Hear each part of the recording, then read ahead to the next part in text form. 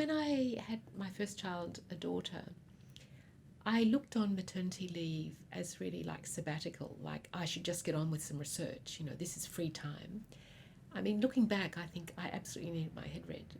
So what I did was I was very worried that I would waste maternity leave, or what I thought was wasting. So I thought, if I sign up for a conference when this baby will be 6 weeks old, that'll make sure that I don't slack off, and I have a paper, and I signed up for a conference in Hong Kong.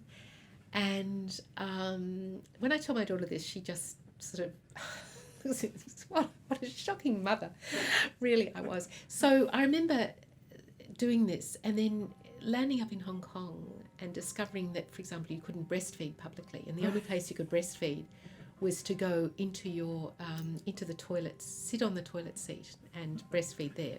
So this conference, which was on human rights, that's what I was busily doing. So it was quite traumatic. And as I gave my conference paper, I'll never forget this, I was sort of giving the paper. Well, just before I went in, the conference organizer came up to me and said, "What's that you're carrying?" And I said, "It's a baby." They said, "You can't have the baby in here. It's so unprofessional."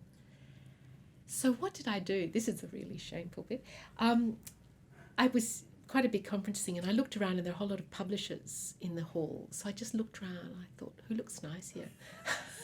So I saw this woman, one of the publisher stalls, who looked sort of maternal.